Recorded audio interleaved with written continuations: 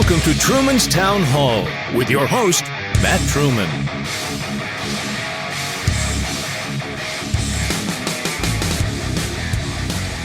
Hello. This is Matt Truman. Thank you for downloading this episode. Thank you for sharing with a friend today on the podcast. It's March the 6th, 2021, and we're going to do another one. Yeah, another podcast. Hope everyone is doing well. It's Sunday, right? Praise the Lord. It's Sunday. We've made it to another Sunday.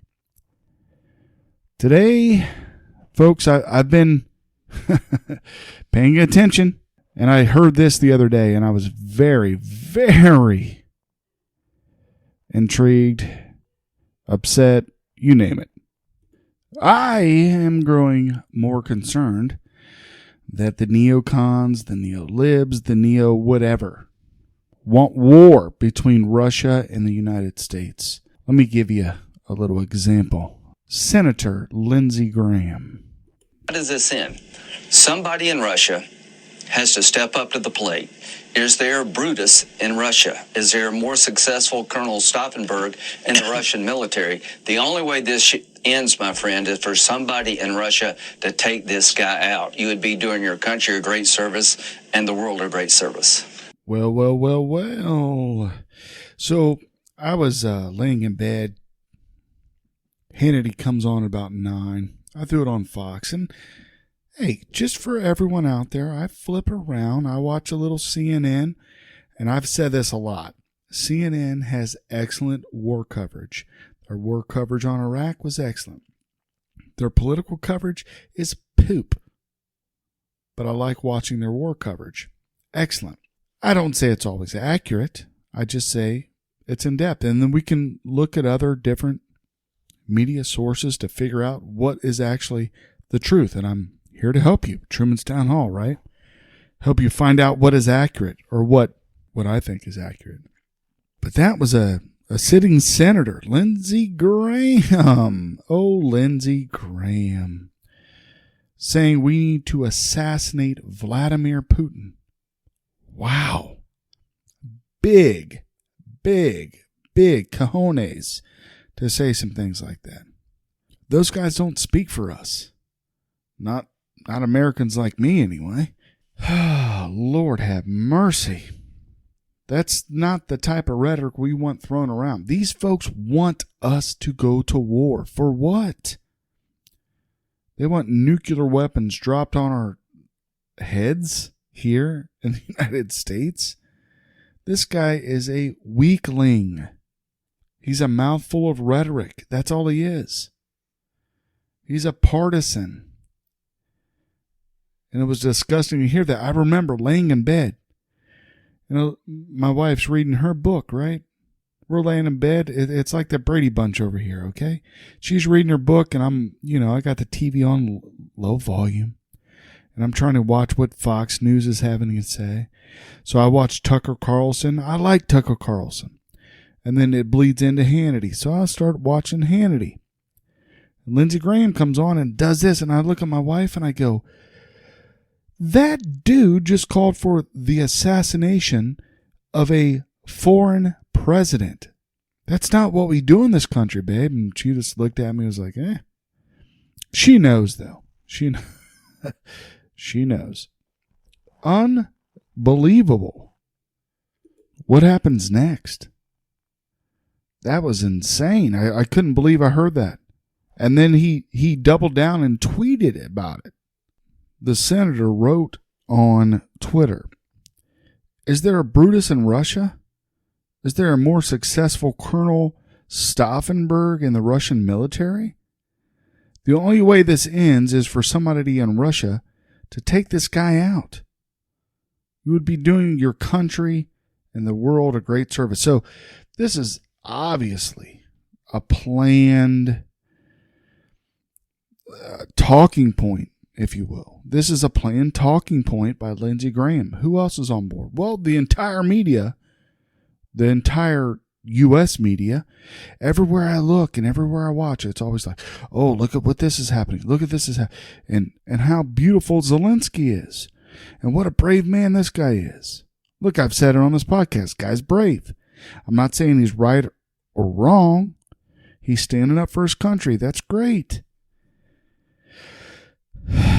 But there's a lot of stuff about this war that doesn't sit right with me. Not at all.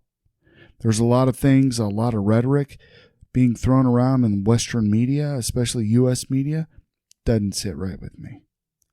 I do like what Elon Musk did, though. So I don't understand all the particulars about Starlink and the things that that is, but it's an internet provider via satellite through space. Elon Musk is obviously one of the richest, if not the richest man in the world, and he's developed Starlink, which helps give internet access to folks in the world.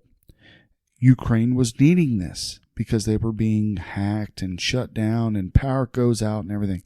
So Elon Musk took his little satellite of Starlink, moved it to help the Ukrainians out so they would be able to access the internet and news reports and things like that. His latest update, which he gives updates over on Twitter, folks. I'm not a big Twitter fan, but this is where a lot of folks communicate, and I watch it. It was about 2 days ago. It said, important warning, Starlink is the only non-Russian communication system still working in some parts of Ukraine, so probability of being targeted is high. Please use with caution. But he also wrote this. And just so you know, there are multiple Starlink satellites out there. Like the last time I looked at 47, deployment of 47 Starlink satellites confirmed. So there's at least 47 of them out there. Anyway, he also wrote this. Starlink has been told by several governments, not Ukraine, to block Russian news sources. We will not do so unless at gunpoint. Sorry to be a free speech absolutionist. Oh, Lord. Hold on.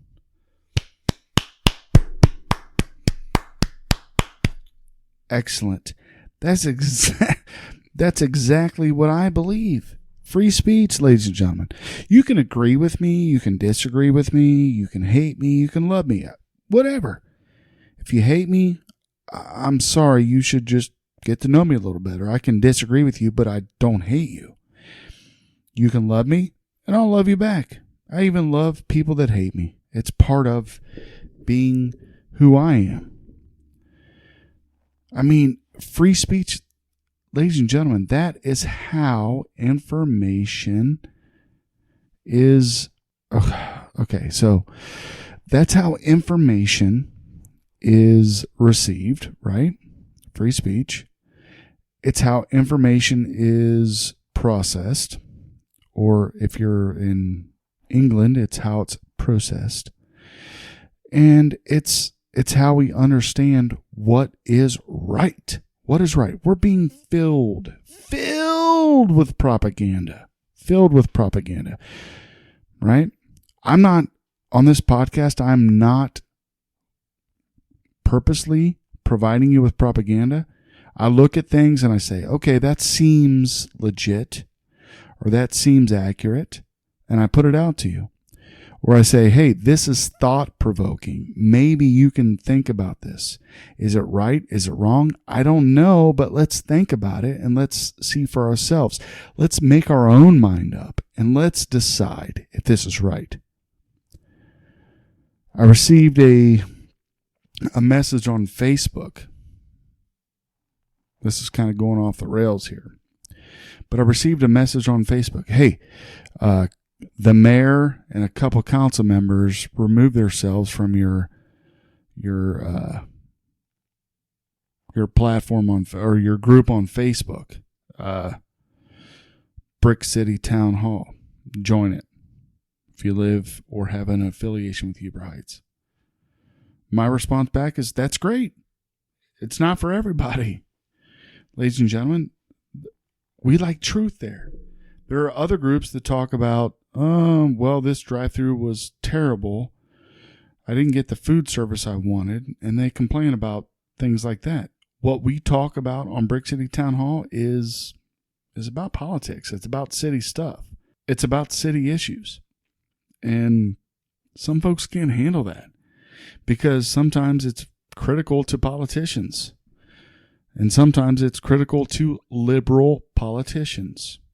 And Mayor Gore, in my opinion, is a liberal politician. Just like Nancy Burge is a liberal politician. Kate Baker, liberal politician. Don Webb, liberal politician. Mark Campbell, liberal politician. Andy Hill was a liberal politician. I'm glad he left. He was I'm not talking down to the guy. I hope he lives a beautiful, wonderful life with his family and serves his church well. I think that's where his passion lies, and I think that's best for him. Liberal politician, right? Who else? Let's see here. Ed Lyons, liberal politician. Although he's making some good choices these days, I'd have to admit. Glenn Otto is not a liberal politician. I spent time with him. I know him. Yes, I ran against him. Probably wouldn't today because he's not a liberal politician. Richard Shaw claims to be a Democrat, and I knew, hey, you're not a Democrat, dude. You're not a liberal politician. You believe in better things, right? The Huber Heights City Council is controlled by liberal politicians. You guys are controlled by Democrats. And money that comes in through the coffers as donations to campaigns. And hey, if those donations come in, you doggone better act on it. If not, you're going to get revenge. Ooh, snap-a-lap-a-ding-dong. Anyway, I get off on a tangent. So, folks left the Facebook group. Oh, boy. That's great. We don't want weenie liberal politicians on the Facebook group anyway. They were allowed to be on there because we run a free speech site. Everyone is allowed to join. You have a connection to Huber Heights, you're allowed to join. You can join the conversation. Guess what? Conservative voices tend to stand out because conservative voices are logical. Anyway, let's move on. And before we do, I don't hate any one of those folks. Right? You're allowed to join, you're allowed to leave. That's fine. But once you leave, when it's election time, it might be tough getting back on to spread your election message. That's what they like to do. They like to leave. In election time, they like to come back. And then, hey, look at me. Here's what I'm doing. No, it's not going to happen. Not going to happen. You leave, you're gone. Anyway, I mean, that's my opinion on it. And I happened to be in Huber Heights tonight, and I ran into the guy who helps monitor, helps admin that page, Brick City Town Hall. His name's Brian Deddy. I ran into him at Kroger's, and we had just a couple minutes to talk. He was busy getting his groceries checked out, and I was busy rolling in to get some cheese and some butter to make what I was going to make for dinner tonight. Yeah, we talk. I mean, it's politics as usual in that city of Huber Heights. It's interesting. I mean, folks, if you're not from Huber Heights, hhoh.org, pay attention. They do meetings on, I think it's every other Tuesday and every other Monday. It's just, it is rather entertaining. And I played that clip on the last podcast. If you didn't hear, it's, wow. All right. Enough of that. We need a clip. And we were talking about the war in Ukraine and Russia. I'm going to play a clip by Greg Reese. It's a pretty controversial clip. It is. But when you think about all this war, I played one from Greg Reese last time talking about how maybe Vladimir Putin isn't too far off when he's talking about Nazis in Ukraine.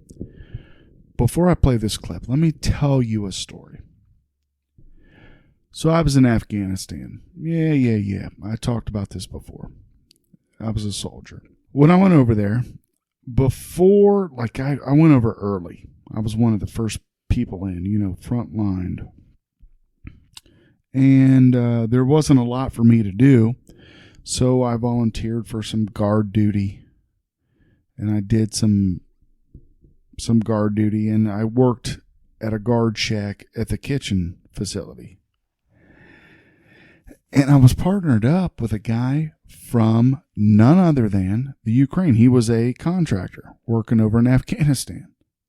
Ladies and gentlemen, that was the most racist dude I had ever met in my life. And I'm a white dude. And you know how white people talk to other white people. Hey, I agree, hey, I don't play that racist stuff. I don't subscribe to any of that. And when somebody like this dude was like this, that, and the other, right? I don't want to repeat it on here. And I was like, bro, I don't play that crap. Don't talk that crap to me. That don't fly with me. I ain't that dude. I said, yep, look at that. Yep. Oh, I'm a white boy. That's true. But no, this ain't going to fly with me. Get away with that. And then I went back and was like, look, I ain't working with that Ukrainian dude no more. That he's the most racist dude I ever met. Look, I had a lot of black dudes in my platoon, right? Those are my homies. Those are my people. Those are the folks that I roll with. Those are the guys that are going to save my life. And those are the guys' lives that I'm going to save, right? Anyway, I could go into it more, but I'm not. I'm just going to say this. The most racist dude I've ever met in America and all the travels I've done around the world, the most racist dude I ever met was from Ukraine.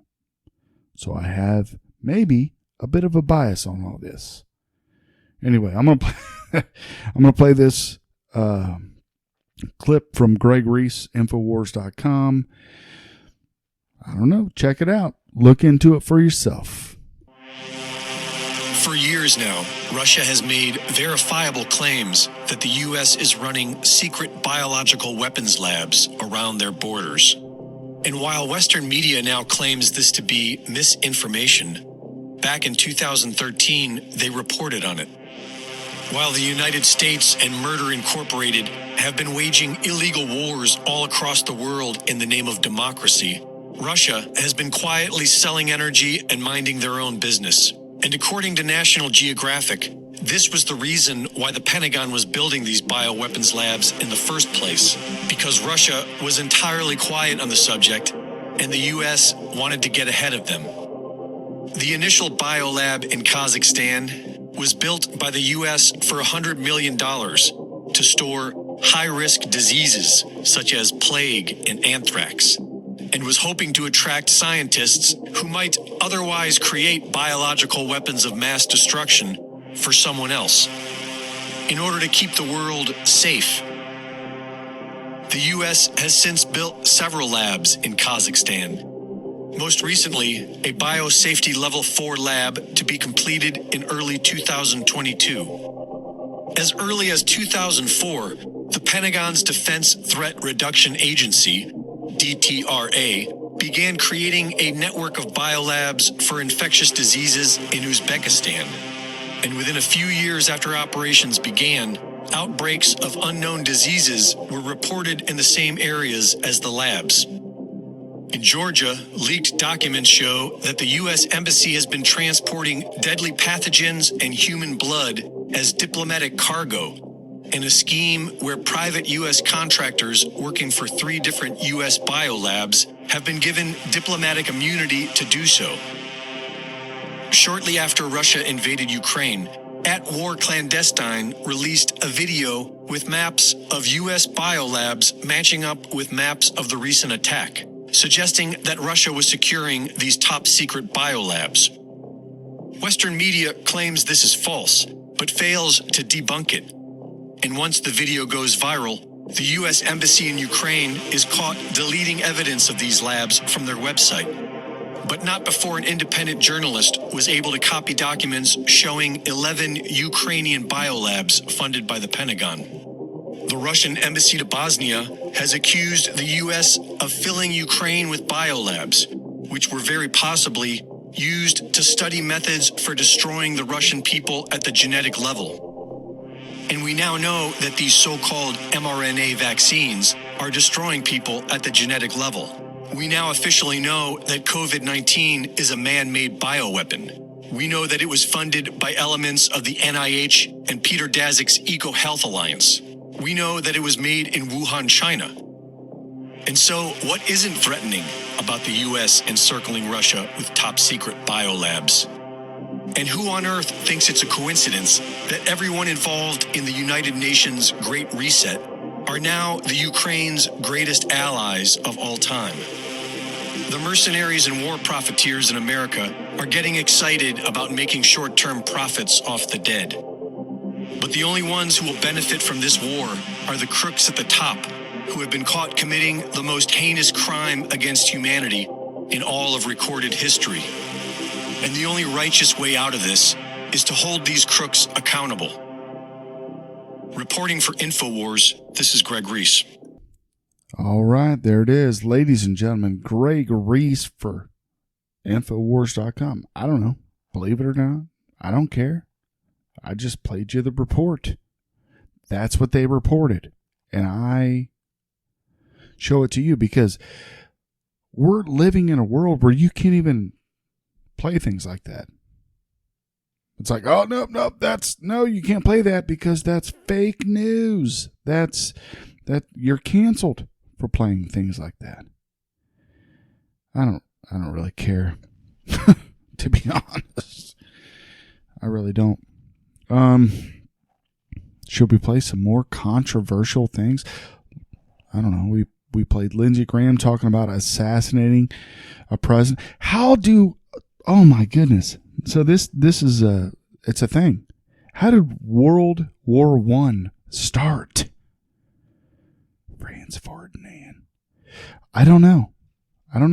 Do you guys know how World War I started? Franz Ferdinand.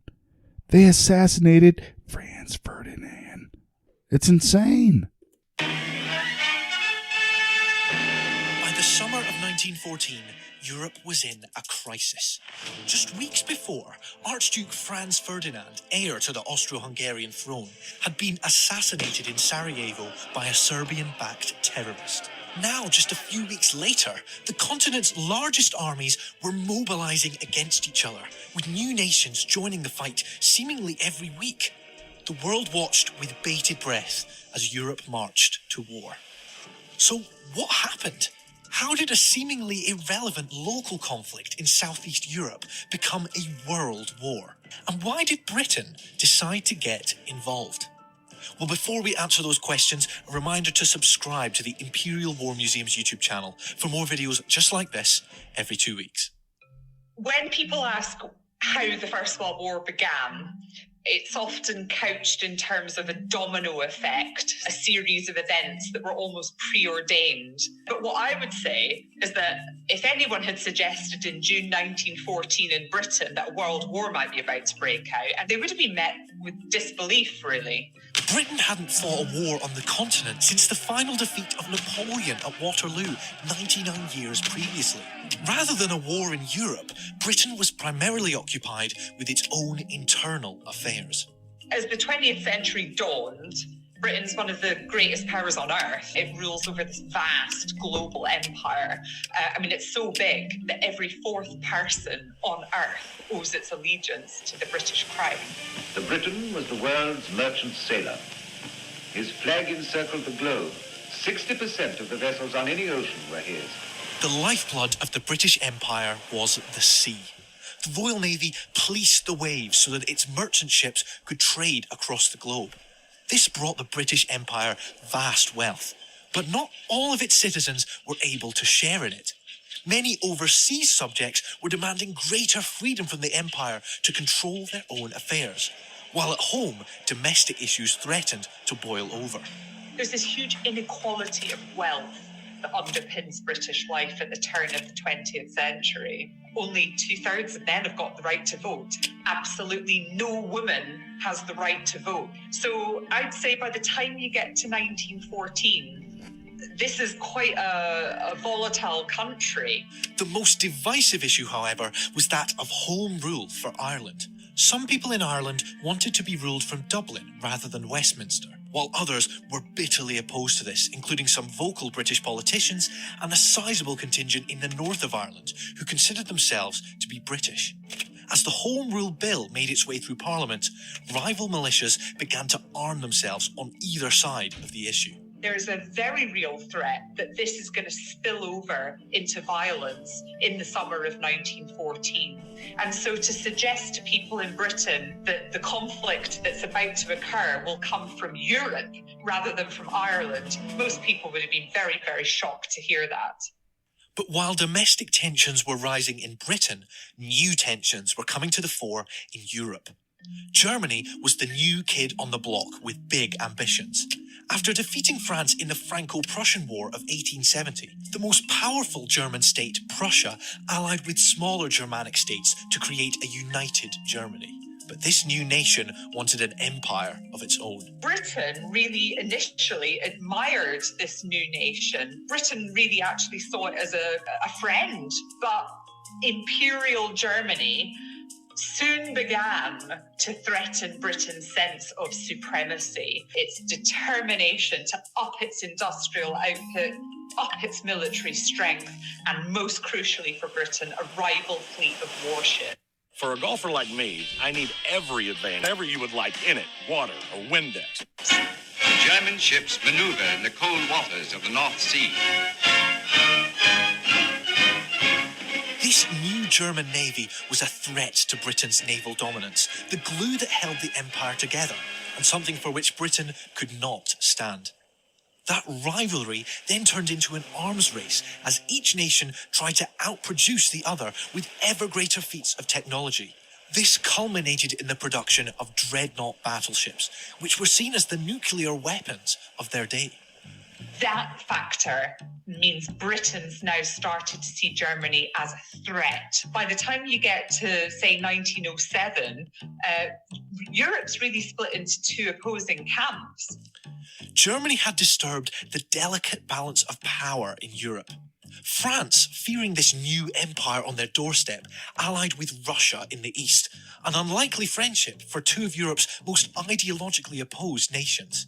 That then left Germany feeling surrounded and pushed them to form an alliance with the Austro-Hungarian Empire and, to a lesser extent, Italy. Finally, Britain and its empire, afraid of German domination on the continent, drifted closer to France and Russia, though without going as far as forming an alliance. You've got Germany, Austria, Hungary and Italy, and you've got France, Russia, and to some extent Britain. There's still no immediate reason for war between the two. It would take a crisis to turn tensions into an armed conflict. And that crisis came in the summer of 1914. The Balkans in southeast Europe had been a hotbed of unrest for some time, with two wars in the preceding 3 years. Those wars had made Austria-Hungary's neighbour Serbia much larger, prompting tensions between the two nations to rise even further. When Archduke Franz Ferdinand was assassinated in June by a Serbian-backed terrorist, Austria-Hungary felt it had no choice but to assert its dominance. Austria-Hungary sets out to punish Serbia. It wants to quash support for Serbian nationalism. It's encouraged by its ally Germany. So after Serbia failed to meet the terms of a very draconian ultimatum, Austria-Hungary declares war on Serbia.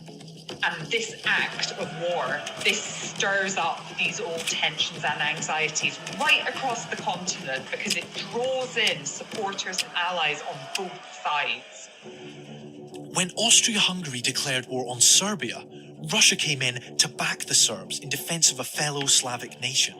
When Germany, in support of its ally, then declared war on Russia, that brought France into the war on Russia's side. Italy, however, did not join the war, as its alliance with Germany and Austria-Hungary was a defensive pact. In a matter of weeks then, Europe's largest powers were primed for war. but Britain was still in two minds over whether it should be involved. It agonised over whether to support Russia and France. I think at the heart of Britain's anxieties, it came down really to Britain fearing German domination of Europe. Because if a victorious but hostile Germany dominated the continent and threatened Britain's position in the world, that was just intolerable for Britain. The tipping point came thanks to Germany's war plans. Hoping to defeat France quickly before Russia had a chance to mobilise her forces, Germany attempted to skirt round the French defences in Alsace-Lorraine by attacking through neutral Belgium, a country Britain had sworn to protect. On the 4th of August, Britain issues an ultimatum to Germany which is ignored, which ends in Britain declaring war on Germany. And by Britain declaring war on Germany, that also means its global empire is at war. And you have a conflict set up that becomes very rapidly a world war. The causes of the First World War are complex. They're still debated to this day. The nations didn't realise it at the time, but their attempts to defend what they perceived as their own national interests created a war that would shape Europe for decades to come. Most participants expected the war to be over by Christmas, but as we know, the reality was very different. The First World War became what we would call a total war. These nations pitted against each other, millions of men fighting on land, on the sea, in the air, modern weaponry causing mass casualties. And ultimately, the war broke the empires of Germany, of Russia, of Austria-Hungary. It forced the USA kind of onto the world stage. And the war also laid the seeds for future conflict in places like the Middle East. So it ultimately defined the shape of Europe and the world in the 20th century. And this is how it all began. All right. So that was World War I. That's how it started. Franz Ferdinand. And then you got Lindsey Graham over here talking about, is there anybody going to assassinate Putin? Good night, Irene. So we're going to, it is now, I'm recording this on Saturday. Well, it's Sunday morning at 12:45 a.m. We're going to tune in to the big news stations. We're going to do Fox News, CNN, MSNBC, BBC, and we're going to see what they're talking about. Western news. Let's see what they're talking about. Then we're going to end the podcast, and we'll come back and talk about some other stuff. Anyway. All right, here we go. MSNBC. Anguish arrives by the hour. Absolutely awful situation.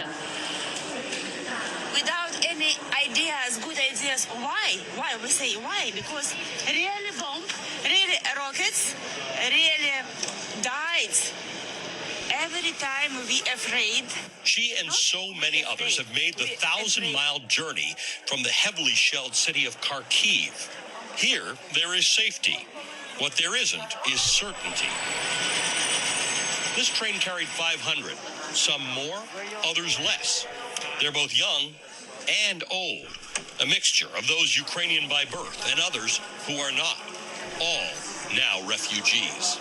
You guys know each other? No, absolutely not. No, you know, in this kind of situation, like, we help each other. Inside the train station, there is food, medicine, and small comforts, all of it arranged by volunteers. Like these women who scour lists on laptops to pair the weary travelers with temporary shelter in private homes across Budapest. We don't know when exactly the train comes, and it's really bad because 2 days ago we were here at 2 a.m. and 900 people just came in. We were like, oh my God, it's 2 a.m.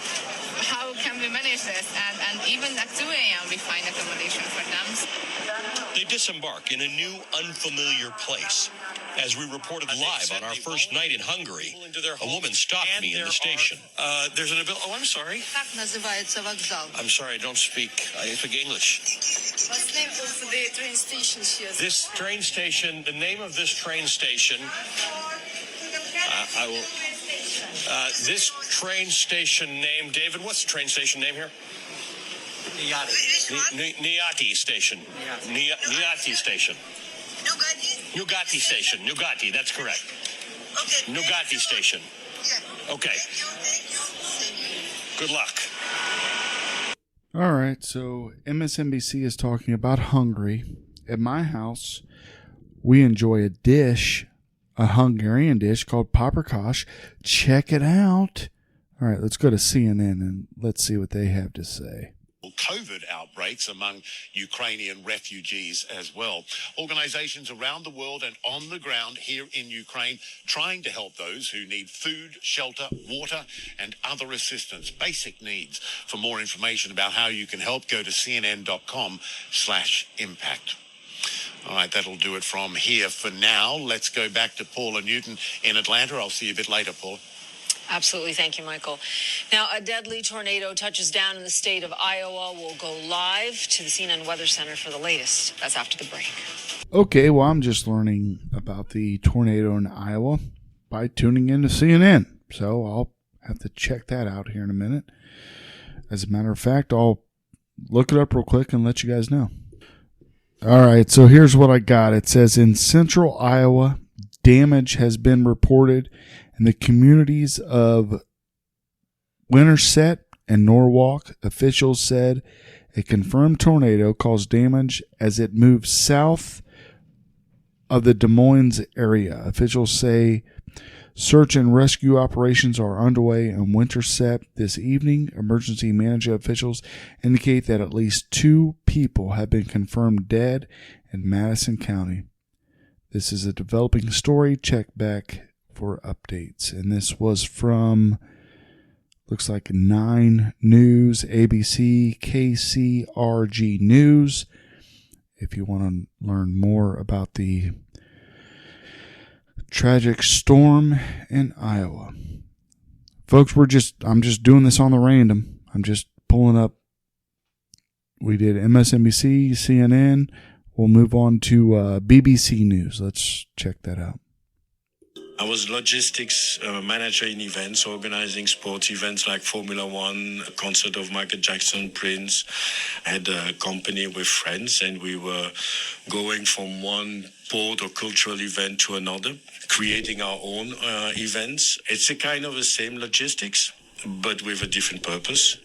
And the difference in purposes became apparent to him in the early 90s. In 1993, when the problem occurred in Burundi, I decided to go for 3 months instead of contributing financially, and I got hooked. Jean-Cédric is Belgian, and he picked an interesting time to come back to Europe and make this warehouse in Copenhagen his base. I joined here at the right moment. I joined here last year in February 2021. Okay, so BBC News is definitely not reporting on what's happening in Ukraine. They're off to a regular schedule, so I guess there's no war happening between Russia and Ukraine, according to the BBC. Let's move on to Fax News or Fox News. Strangers from around the world showing their support for Ukraine. Hundreds booking overnight stays on Airbnb in the country's most affected areas, giving money directly to those suffering as Putin's invasion continues. The initiative, started by a New York City influencer, went viral, resulting in more than 60,000 nights booked on the site to support Ukraine. Amidst the horror of war, a moment of humanity at the Lviv train station. Listen.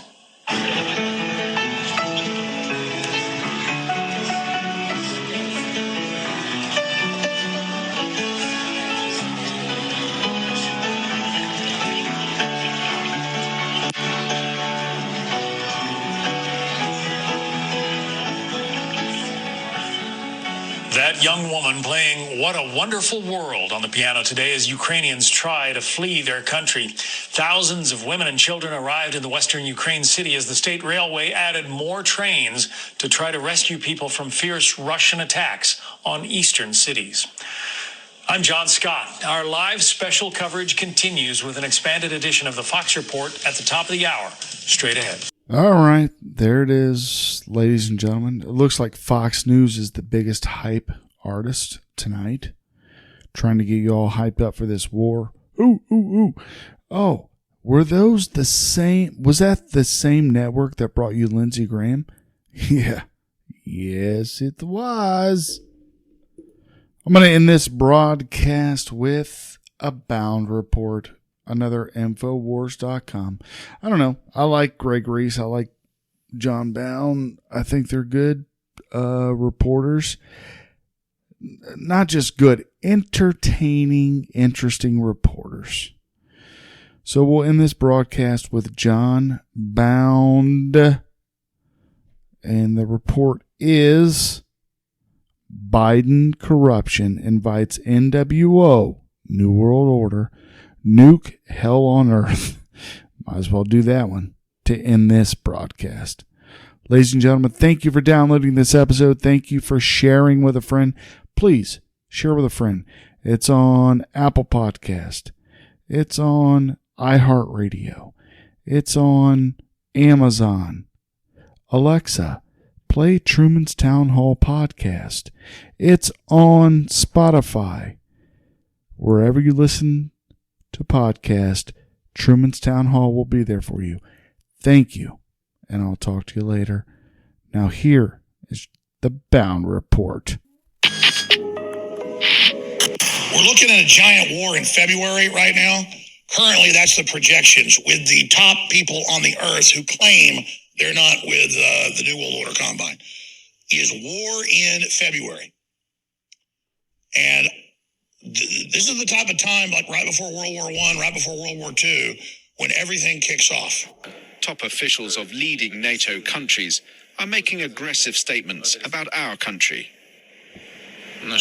Therefore, I'm ordering the Minister of Defense and the Chief of the General Staff to put the strategic nuclear forces on special alert. The president saying these missiles are unstoppable. They can go anywhere. They can deliver a nuclear warhead to any part of the world. They can fly forever, and there's nothing anyone can do about them. Plus, we can launch them in any number of different ways. We can launch them off aircraft carriers. We even have an underwater drone, which is going to be undetectable. And then it was almost as if he was turning to the West and said, you haven't listened to us, well, you have to listen to us now. Russia lost 20 million people in World War II. And so it is in the consciousness, and that's what Putin said. He said, people always try to bully us. They always come up on our borders with weapons. And for the first time ever, Russia is not going to wait till you attack. And if you want to have a nuclear war, let's go ahead and have it. He also says you want to sexualize our children. You're a bunch of pedophiles. Hollywood's a bunch of devil worshippers. You want to destroy men and women in the family, and we're done. You want a nuclear war? Let's just have one. I mean, it's unbelievable. I don't even know what we're supposed to say at this point. But the Russians know that Hollywood and the left is not America. It is a disease. It is a cancer. But nevertheless, that cancer hijacked and stole the election. And that cancer has the nuclear weapons and all the space-based crap. And the Russians aren't stupid. They know they'll only get off a fraction of their nukes in a war. It'll be enough to totally destroy North America. There are many different ways in which this conflict could spiral into a broader war between NATO and Russia. And both sides have military doctrine that allows them to use nuclear weapons in the event that they are losing a conventional battle. And so there's a real potential here for this to take place. Russia shall reserve the right to use nuclear weapons in the event of aggression when the very existence of the state is in jeopardy. And that's why all the billionaires, all the big insiders have already hightailed it out of the United States. They're all gone right now, almost all of them. They're in New Zealand, they're in Australia, they're in up near the Arctic Circle and different bases in northern Canada. They're underground right now. It's a Slavic civil war. Everybody should just stay the hell out of it, ladies and gentlemen. And make no mistake, It was George Soros and others that lit this damn fuse. I set up a foundation in Ukraine before Ukraine became independent of Russia. And the foundation has been functioning ever since. And it played an important part in events now. When I mention now names like Mrs. Merkel, even Vladimir Putin and so on, they all have been young global leaders of the World Economic Forum. And Biden, as the vice president says, that he basically puppet controls the new regime there after they overthrew the elected government. Here he is bragging to the world that they own Ukraine. We're not going to give you the $1 billion. They said, you have no authority. You're not the president. The president said, I said, call him. I said, I'm telling you, you're not getting the $1 billion. I said, you're not getting the $1 billion. I'm going to be leaving here. And I think it was, 6 hours? I said, I'm leaving in 6 hours. If the prosecutor's not fired, you're not getting the money. Oh, son of a bitch. Got fired. If the prosecutor's not fired. So they make all these thug claims, act all tough, ship in $10 billion of weapons, $5 billion last year, attack all these Russian-held areas, and the Russians are just like, okay, I guess we'll attack back.